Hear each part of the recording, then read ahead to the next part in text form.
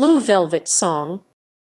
Blue Velvet is a popular song written and composed in 1950 by Bernie Wayne and Lee Morris.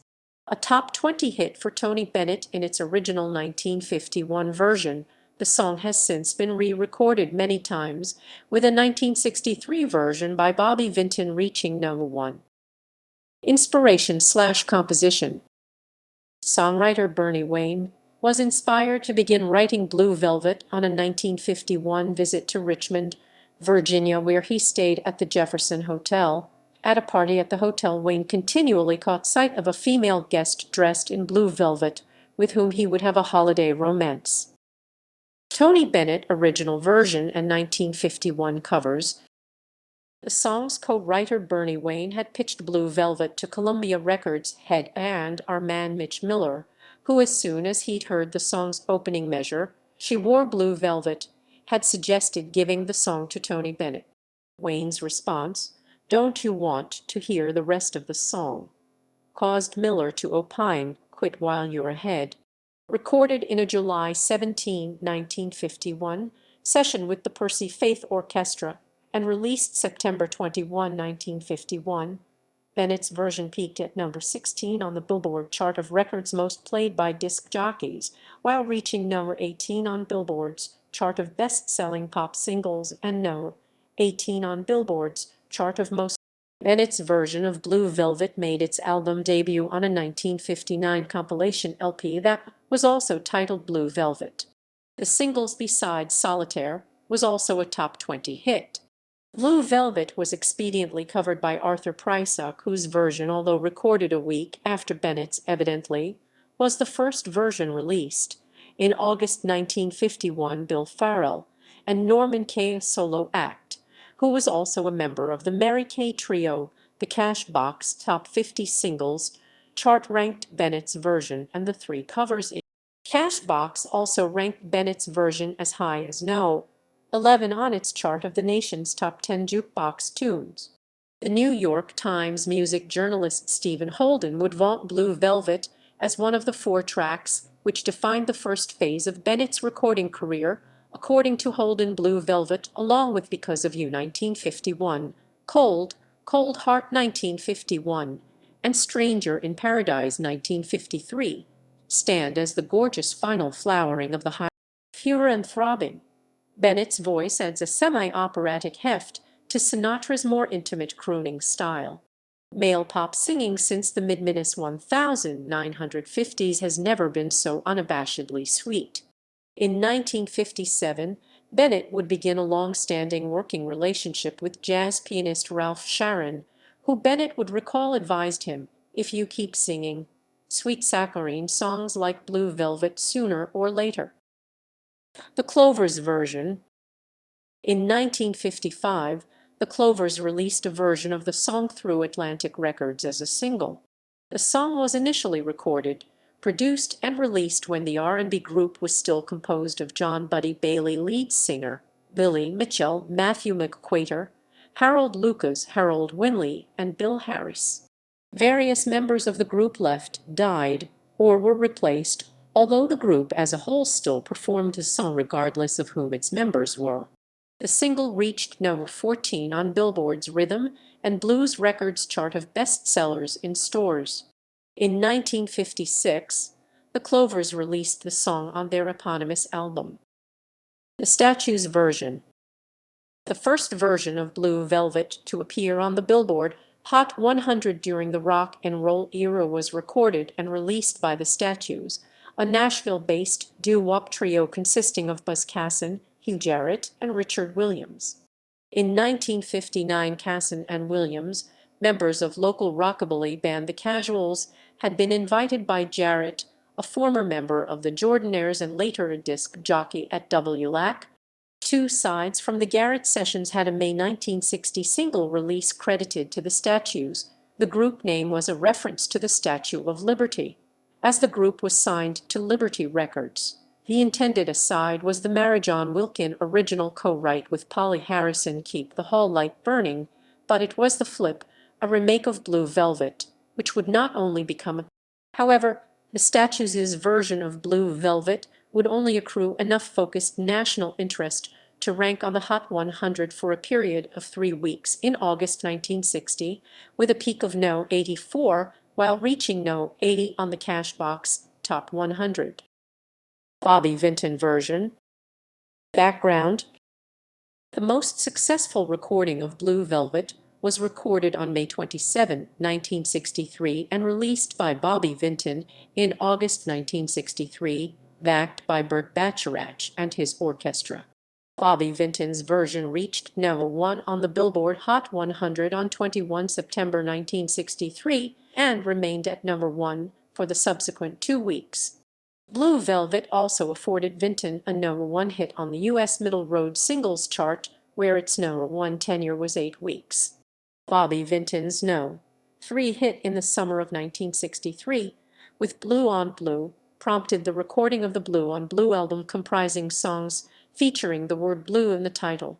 Although songwriter Bernie Wayne would recall being told by Vinton that the singer had wanted to record the song since hearing the Tony Bennett version in 1950, when it was reportedly Vinton's friend, music publisher Al Gallico, who suggested Blue Velvet as a Blue on Blue album track and sent his secretary with $1 to a music store to purchase the song. Vinton did not expect the song to be a hit and believed that his remake of I Blue had more sales potential. Vinton's version was ranked No. 5 on Billboard's End of Year Ranking Top Records of 1963, No. 4 on Cashbox's Top 100 Chart Hits of 1963, and No.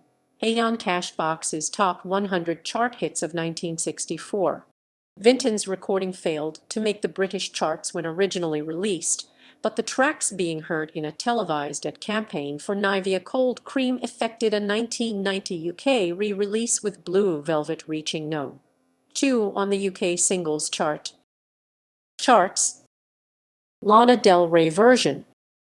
American singer and songwriter Lana Del Rey released a cover of the song Blue Velvet in 2012. It was taken from reissue of her second studio album Born to Die, the Paradise Edition, and her third EP, Paradise. It was released as a single on September 20, 2012 through Interscope Records and used in an advertising campaign for the clothing retailer H&M. Background. Del Rey had recorded a cover of Blue Velvet for her 2012 H&M Autumn campaign. On September 20, the song was released as a single. Del Rey was selected for the H&M ad campaign after an impressive performance at a Mulberry dinner party. Industry moguls Michelle Williams, Alexa Chung, Elizabeth Olsen, and Anna Wintour attended the party and were impressed by the performance. A public relations manager for H&M said Del Rey was chosen because they were looking for a style icon and singer to model our fall collection, and so Lana Del Rey was the perfect choice. Music video. On September 19, the music video, which served as a commercial for the H&M 2012 autumn collection as well for Blue Velvet, was released through H&M. In the video, Del Rey is singing the song in a low-lit room before an audience of pallid people, playing an Americana lounge singer dressed in a pink mohair sweater. She is then hypnotized. 3 women dressed identically to Del Rey sit on a couch and watch her coldly. At the end, a little man walks into the room, pulls out the plug for Del Rey's microphone, silencing her. Compared to the David Lynch film of the same name, it was directed by Johan Renck and composed in post-World War II Americana fashion, and the notion of external beauty cloaking inner vulnerability. A behind-the-scenes video was filmed and posted to H&M's official YouTube channel. Critical reception. Rolling Stone called Del Rey's cover doleful. Carl Williott, of Idolator, dubbed Del Rey's cover beautifully languorous and dreary, though it is replete with her go-to swell of strings and grainy programmed beats. Jenna Halle Rubenstein, writing for MTV, called the commercial and vocals moody, totally broody, playfully adding, "What would a Lana Del Rey campaign be if it didn't make you feel a tad depressed?" In the video, Rubenstein said Del Rey was a ridiculous beauty sporting a Brigitte Bardot-inspired look, which she added not every singer can pull off. People said the video was dramatic, intriguing, unique, and played off the moody, vintage Hollywood image of the retro-inspired starlet. Appropriately, they wrote, the video had film noir elements. Specifically, it was compared to the neo-noir film Mulholland Drive, as well as to the film Blue Velvet itself. In an interview with Art and Folk, David Lynch spoke out about Del Rey's cover. Lana Del Rey, she's got some fantastic charisma, and this is a very interesting thing. It's like she's born out of another time. She's got something that's very appealing to people. And I didn't know she was influenced by me. Track listing. Digital download. Blue Velvet 2, 36, 366. Credits and personnel. Credits adapted from the liner notes of Paradise. Performance: Lana Del Rey vocals, instruments, the Larry Gold Orchestra strings, technical and production. Charts. Release history. Other recordings, sings, s. The Paragons released a version of the song as a single in 1960. Their version reached No. 103 on Billboard's Bubbling Under the Hot 100.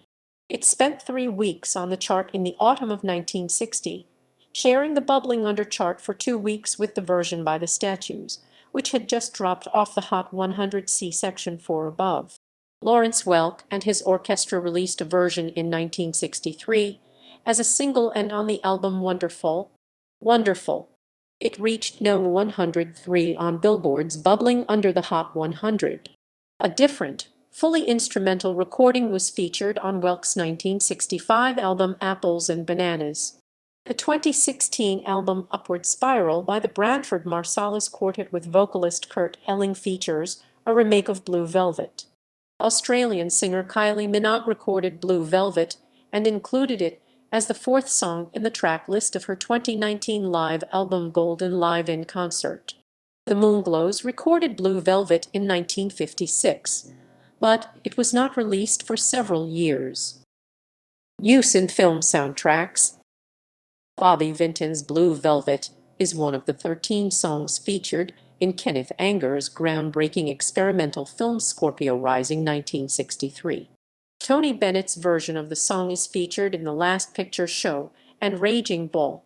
Bobby Vinton's version is featured several times in David Lynch's 1986 film Blue Velvet. The film drew partial inspiration from the song's lyrics, where Isabella Rossellini, who plays Dorothy Valens, a singer in the film, sings the song in character. Lynch selected the song because it conceptually matched the mood of the film. Specifically, in an interview he gave to The Village Voice, Lynch said of the song, "The mood that came with that song, a mood, a time, and things that were of that time." Songwriter Bernie Wayne would state that at the film's premiere he was told by Lynch that when he was a high school student in 1963, Vinton's Blue Velvet had been his favorite song. The film heavily incorporates portions of the song. Bobby Vinton's version is featured once, in the 14th episode of Kamen Rider Koga, as the Gyorongi Mijari Dogi backs up a truck. References ==